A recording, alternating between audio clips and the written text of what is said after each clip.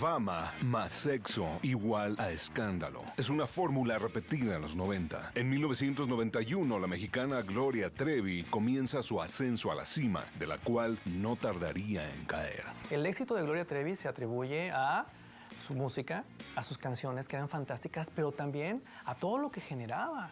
Era un fenómeno social. Bueno, hasta los más grandes intelectuales de izquierda de este país hablaban de Gloria Trevi, escribían de Gloria Trevi. Ella se expresaba así, ella se ponía su pelo así, se cortaba sus medias así. O sea, era ella que estaba sucediendo realmente, era una cosa auténtica y viva. Su imagen rebelde y sus letras controversiales desatan la Trevimanía.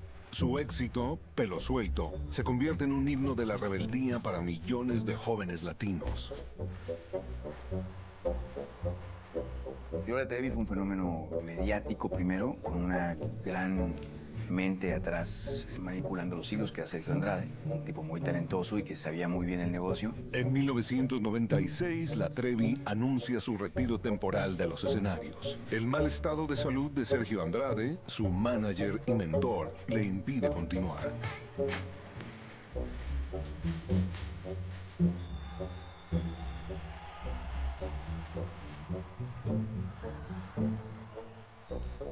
En 1998, durante el retiro temporal de Gloria Trevi, la ex corista Alina Hernández presenta una demanda en contra de su ex esposo Sergio Andrade por corrupción de menores y publica el libro La Gloria por el Infierno. Mi primer casting a los 13 años y me pide Gloria que me quite la ropa.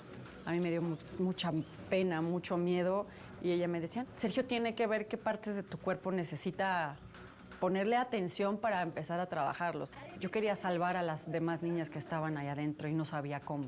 De fin de cuentas, no era una rebelde, era todo lo contrario, era casi una monja siguiendo a un hombre y a un cuasi dios y que hacía todo lo que él le decía. 9 meses después, la madre de Karina Yapor, una de las integrantes del grupo, presenta una denuncia contra ellos por corrupción, abuso y violación de menores. Me buscan los papás de Karina Yapor, sus abogados, para decirme que les habían dicho que en España, en una casa hogar, había ido a dejar Karina a un bebé en adopción. Para la gente era muy difícil imaginar a Gloria Trevi metida en todas esas porquerías que se decían de ella. Pero aparecieron programas especiales, pero aparecieron cualquier cantidad de reportajes, publicaciones, y muchas personas dudaron, ¿eh? Yo creo que ella eso lo usó muy bien, ¿no? Soy un escándalo, soy rebelde. Pues digan, murmuren víboras. La Procuraduría de Justicia de Chihuahua busca a Gloria Trevi para que responda por las acusaciones. A Gloria Trevi se le acusaba de violación agravada, de corrupción de menores y rapto. Ella como copartícipe. Se da una orden de aprehensión para ellos y yo nunca me imaginé que iba a pasar todo lo que pasó, que iban a ser unos prófugos de la justicia. Se fueron a vivir a Brasil y no sé qué tantas cosas hicieron.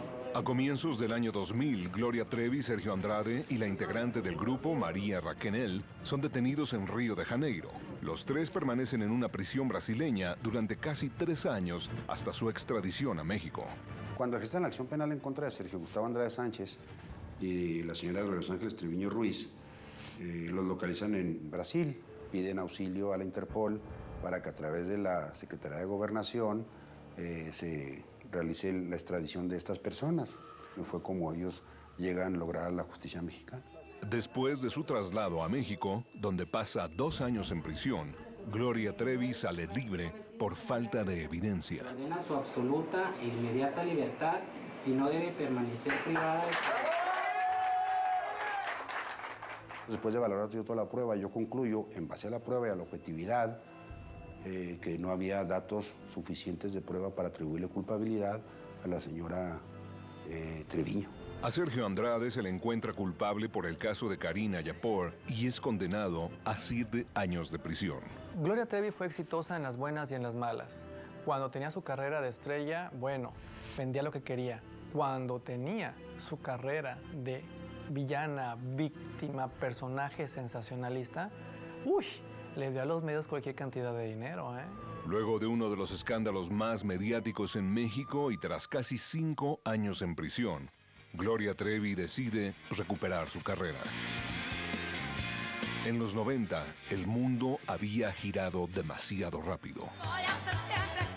Los jóvenes que se dicen víctimas del clan Trevi Andrade han sugerido que Sergio embarazaba a las chicas y luego las obligaba a abortar. ¿Qué piensas acerca del aborto? Me lo dices en un momento difícil de mi vida. Yo te puedo decir que hace algunos años, algún tiempo, yo pensaba que el aborto era una decisión de la mujer.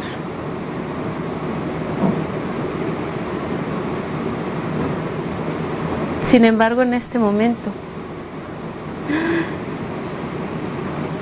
quisiera, si alguien no quiere tener un hijo, poder hablar con esa persona y decirle: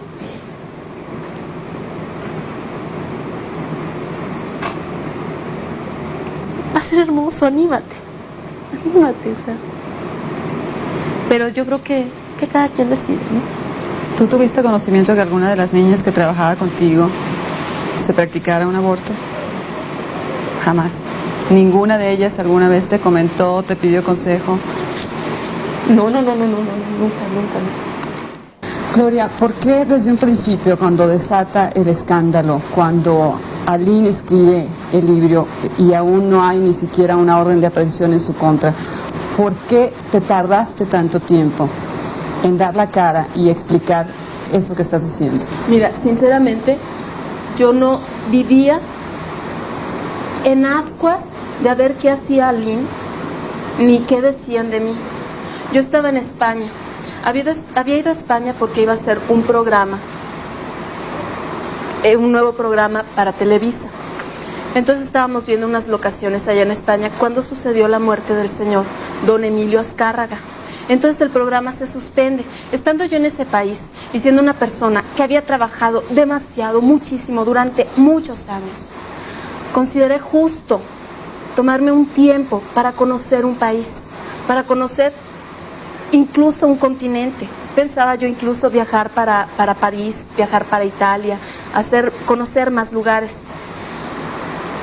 Conocí Italia, conocí España.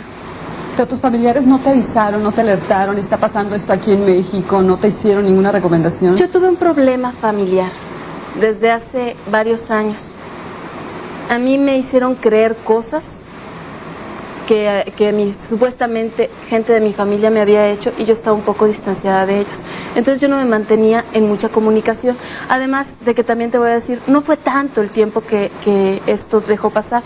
Simplemente yo de repente me comunico un día con mi familia, con mi madre. Estaba yo por cumplir 30 años, estaba cumpliendo 30 años y entonces mi madre me dice: ¿ya supiste del escándalo de que dicen? Le digo: no. Pues acá en España ni a quién le importe, ni quién conozca a esas personas, ni nada. Entonces me dice: pues dicen esto y esto. Entonces me prendí y fui para México. Y no nada más fui, sino que hice entrevistas y me presenté ante las autoridades y aclaré todas las cosas y yo di pruebas. Porque la gente que ha hablado de mí nada más habla, no da una sola prueba en mi contra. Ni una sola prueba. Que Dios los perdone a todos, de veras te lo digo. Yo sí llevé pruebas. Y todavía tengo muchas cosas guardadas para demostrar mi inocencia y la inocencia de todas las personas que se han visto involucradas. Sin embargo, el problema por el que tú estás aquí es porque los padres de Karina Yapor levantaron una denuncia de rapto y de corrupción específicamente sobre su hija. ¿Cómo es que se teje esto? ¿Ustedes se la robaron? ¿Ustedes la raptaron? Discúlpame, si la muchacha iba y regresaba a su casa cuando quería, y si sus padres podían irla a visitar a los lugares donde yo me presentaba, y si la muchacha hacía presentaciones en masivos y en programas de televisión con micrófonos aquí, si estaba siendo raptada, violada, secuestrada, cualquier cosa, ¿por qué no gritaba: auxilio, sálvenme? Había agentes de seguridad, había un público. ¿Por qué no lo hacía? Ahora, yo nada más te quiero decir una cosa y un detalle aquí, y te lo digo como es. Yo sé muy bien, porque yo ya me he enterado y tengo las pruebas y tengo los documentos, entre otros que tengo, que la familia, que los padres de Karina Yapor, discúlpame, pero engañaron al público, engañaron a la gente y les hicieron un circo. Y te lo digo sinceramente. ¿Por qué? Porque ellos pusieron una demanda o una denuncia o no sé qué, por ahí de marzo. Y luego la ratificaron en abril del 99. Yo tengo las pruebas para demostrar que su hija, Karina Yapor, les habló en mayo, el 10 de mayo del 99, para felicitar y hablar con su mamá. Y estuve hablando con ella por teléfono. Según Karina, ella nunca supo de que sus padres hubieran puesto una demanda. Los padres hablan con ella y no informan a las autoridades que recibieron una llamada de su hija raptada.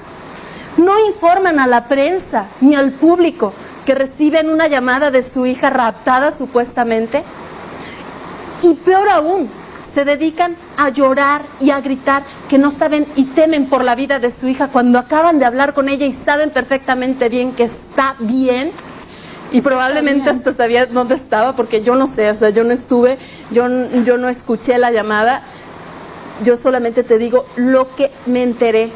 Pero lo que sí te puedo decir es que los papás, ni ante las autoridades, ni ahora, ni aún ahora, ni ante el público, declararon haber tenido noticias de su hija. ¿Por qué será? Pero ¿Porque si sabían dónde estaba? Tú no viste la llamada, ¿cómo puedes comprobar esa llamada? Ah, porque están los documentos, están los papeles y están los testigos.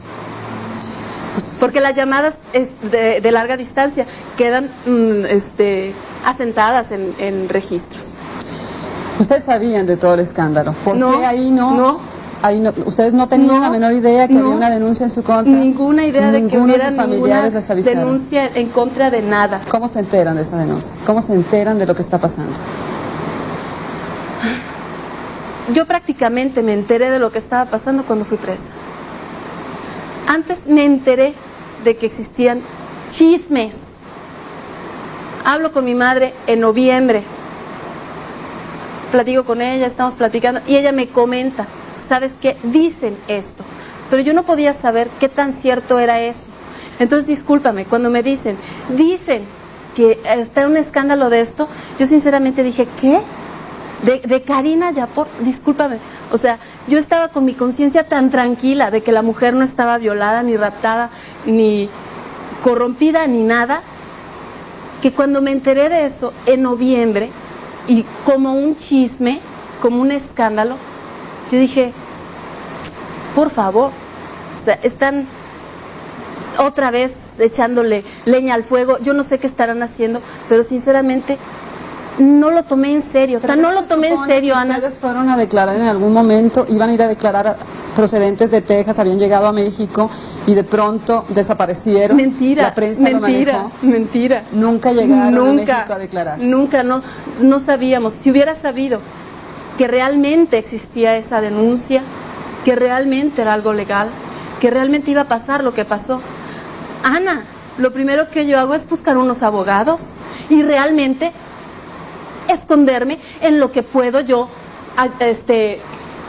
cuidar un poco mi situación jurídica y poder aclarar las cosas en libertad, no como las tengo que estar llevando ahora, que es amarrada, atada de manos, o sea, con la boca cerrada, con cosas que de repente digo... ¿Por qué el estarse moviendo constantemente de país? Sabemos que estuvieron en Argentina, en Chile, Eso ha sido en Río de Janeiro, toda mi vida, desde toda mi carrera. Soy una artista, viajo mucho, no soy sedentaria, soy nómada. Eso es normal.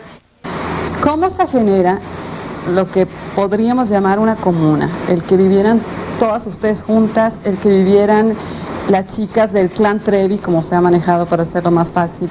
¿Por qué de pronto empiezan a vivir juntas en vez de dar las clases y cada quien separado en un sitio? Es que por favor, para empezar no vivíamos juntas.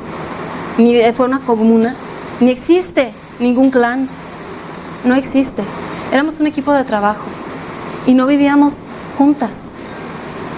En Río de Janeiro vivían juntos tú, Mari y Sergio Andrade. Mira, y eso quiere decir, fíjate, tú lo estás diciendo, yo no lo estoy diciendo, pero eso quiere decir, acláralo. ¿todos juntos? No. Que vivían en la misma casa. Pero ¿En el mismo departamento? Si en un mismo departamento, durante una temporada o unos días, vivo con X personas, quiere decir que vivo con todos juntos en una comuna o en un clan. O sea, eso es un amarillismo, una farsa, una crueldad. Cuando viajaban, por ejemplo, Cuernavaca, a Playa Blanca, ¿pasaban mucho tiempo juntos? No. ¿O era solamente un fin de semana? ¿Cómo era la cosa ahí? Mira, en mi caso, yo no te puedo decir en los demás casos, porque no los vivía, no estaba yo. En mi caso yo viajaba mucho, por mi trabajo. Algunas veces eran presentaciones y algunas otras veces eran cuestiones de promoción. Entonces, yo no te puedo decir, por ejemplo, cuando estaba haciendo el programa de X Tu Remix, yo estaba en México, otras personas estaban en sus casas y otras personas que no podían estar en sus casas porque vivían muy lejos y de repente tenían que estudiar o no sé qué, pues estarían en otros lugares, pero que yo ni sé en qué lugares. Yo no era la encargada de las personas, ni nunca fui responsable de nadie. Yo creo que los responsables de cada gente eran ellas mismas, sus familiares, o yo no sé. Volviendo al asunto específico de Karina, entre las muchas denuncias y acusaciones que hay es que no podía estar nunca ella sola, que ella tenía mucho temor de que le hicieran algo. Que cuando ella viajaba a su casa, la mandaban con alguien. ¿Qué hay de cierto y de falso en todo esto? Mira, Ana, yo creo que aquí hay un detalle muy curioso.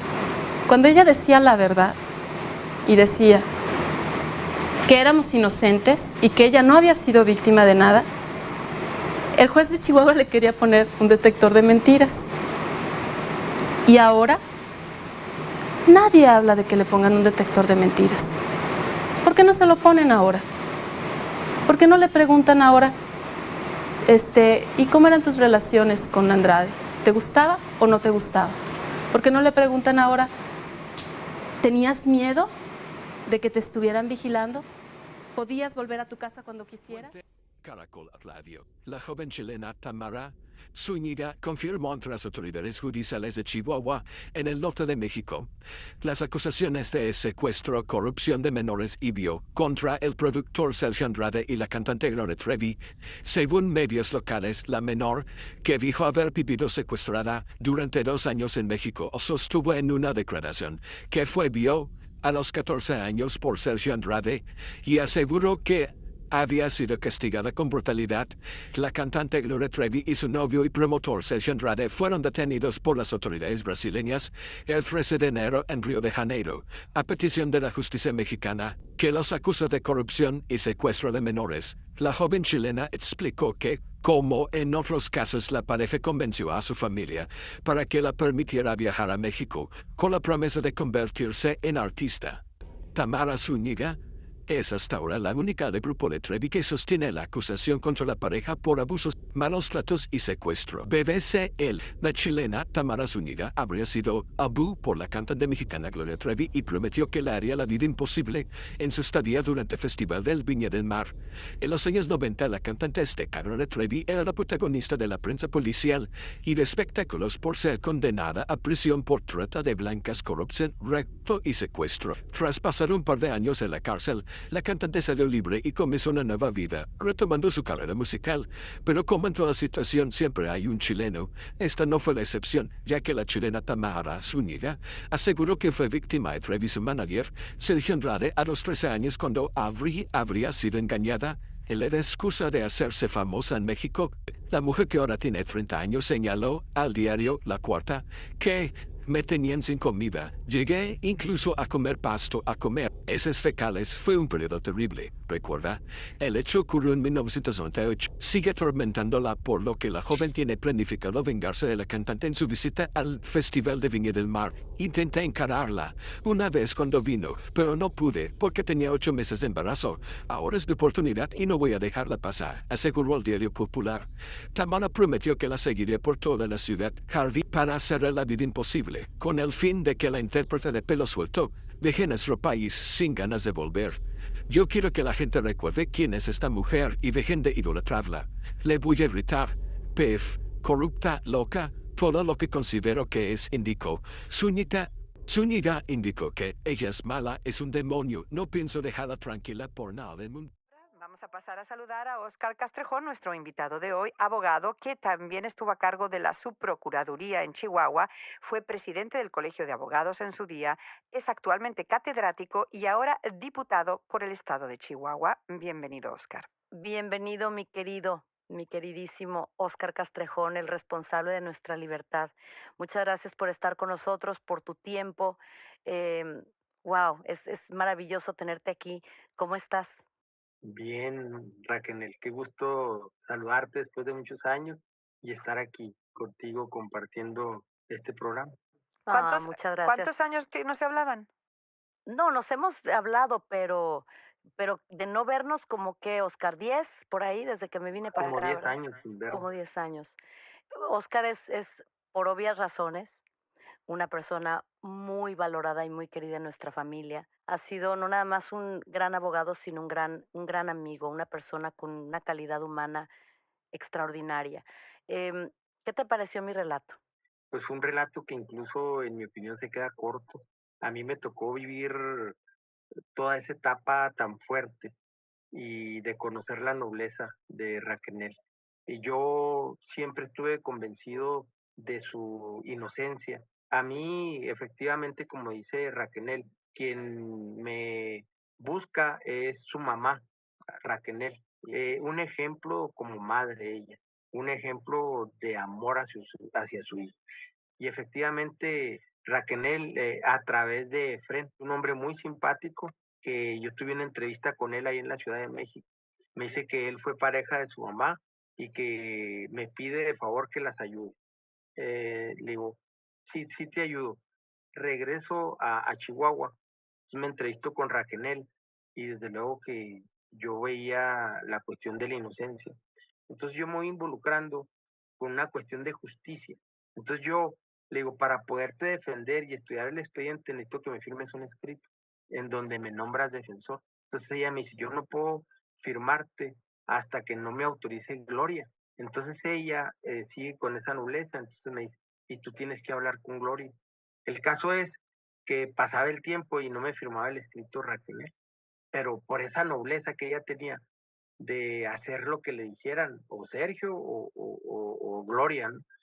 Después de muchas juntas, de algunas juntas con Gloria, un día me dijo Gloria que si yo aceptaba hacer una junta con sus abogados, y el abogado era Fentanes, y se hizo la junta al interior del Cerezo, y ahí estaba Gloria, estaban todos los abogados, estaba Fentanes, y empezaron a atacarme mucho, y yo a contestarles y a decirles, pues, en qué estaban mal como abogados.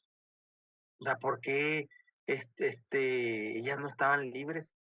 Porque la estrategia de él era una estrategia equivocada, en que las quería estar alargando y alargando el juicio, pero era una injusticia que estuvieran ellas ahí. Y ellos empezaron a enojar. Pensaron que me iban, yo creo, a amedrentar o a ridiculizar frente a Gloria, y yo iba a desistir de defender a María Raquel, hasta que suspenden Gloria la junta. Después de esa junta, María Raquel me firma el escrito como abogado, me entrevisto con Gloria, y claro, quizá ellos ni lo acepten, ¿no? Por una cuestión de egoísmos o de egolatrías. Entonces me dice, mira, yo no te puedo firmar por otras razones, pero yo quiero que por favor seguir la flecha que tú fijes, y ahí nos vamos. Óscar, ¿nos podrías nombrar los cargos que se le presentaron a Raquel finalmente en Chihuahua y por qué se le absolvió de cada uno de ellos? A Raquel, a Gloria y otras, las acusaron de coautoras. La coautoría significa que hay una empresa delictiva para lograr un propósito. Nunca se acreditó, nunca hay pruebas de que el Ministerio Público haya acreditado que la participación de Raquel haya sido con el propósito o haya influido para que esa empresa delictiva la lograra el autor imputado, que era Sergio Andrade. Yo, cuando fui su procurador, yo recibí la denuncia y la denuncia era por rapto. Y el abogado de Karina me dijo que en ningún lado les querían recibir la denuncia. Me dijo, a nosotros lo que nos interesa es recuperar al niño de Karina. Ese fue mi compromiso con él, un compromiso cumplido. Tú nos estás diciendo que tú iniciaste este proceso legal a petición del abogado de la familia Yapor para recuperar al niño y que inicialmente solo se decía rapto. ¿Cómo llegamos de una denuncia de rapto a una menor para recuperar a otro menor en España a lo que llegamos?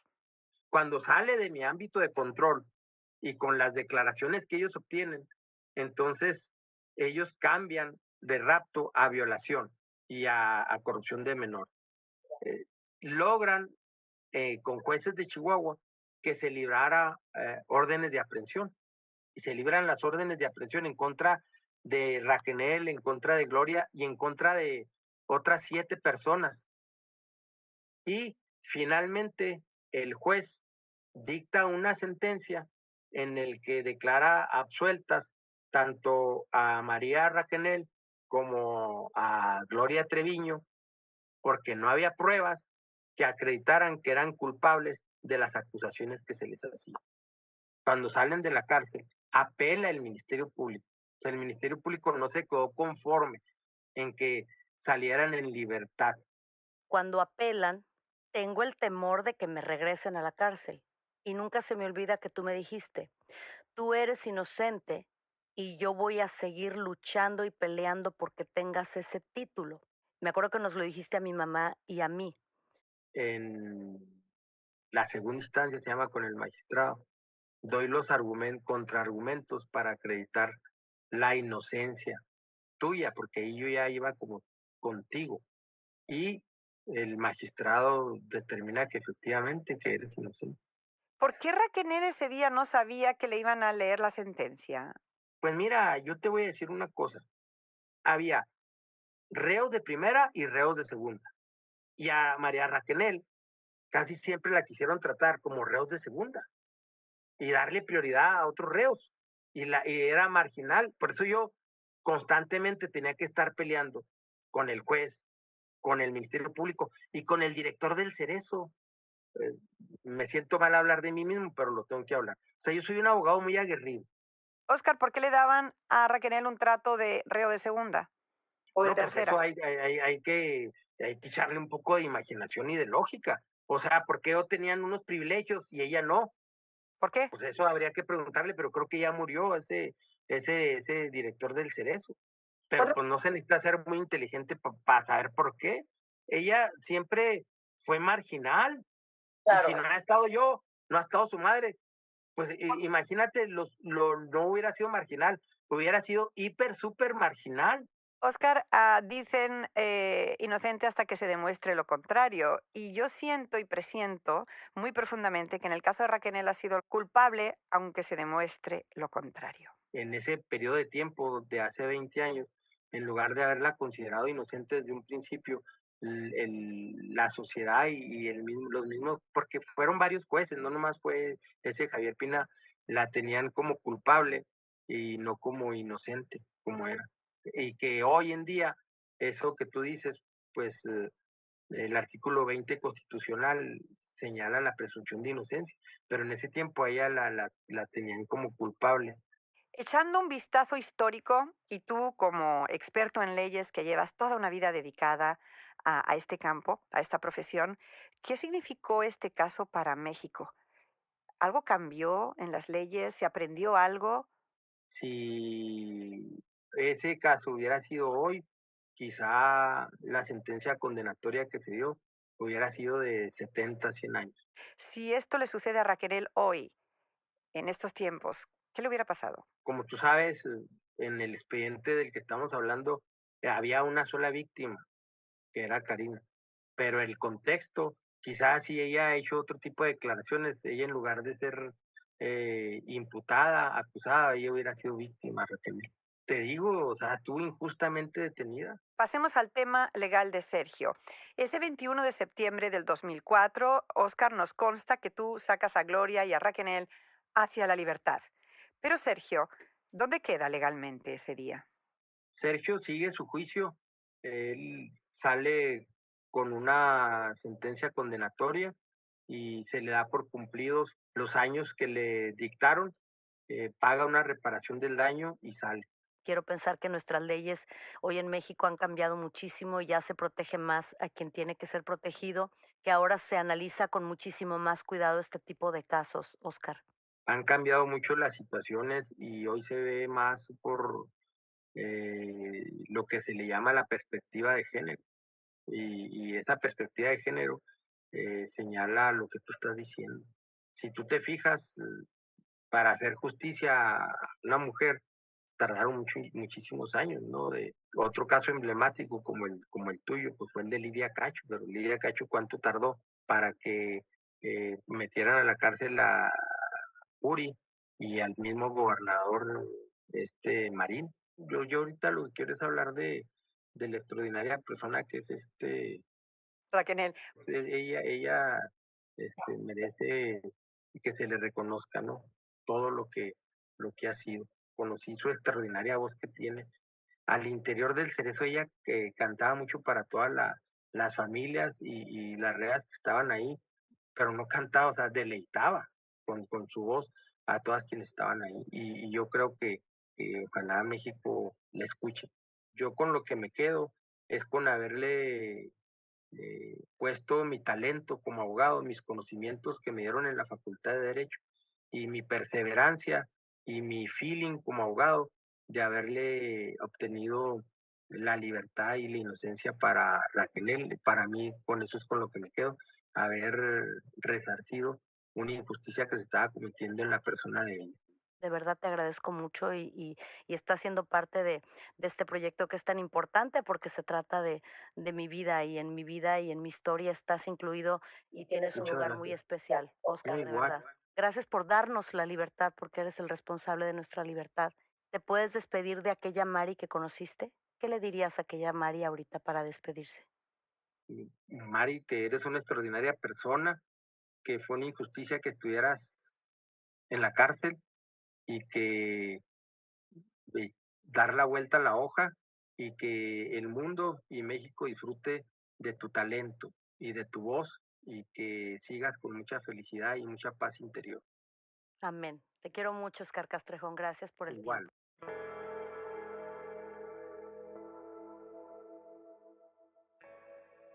Nunca me he defendido de ella por no hacerle daño, Liliana.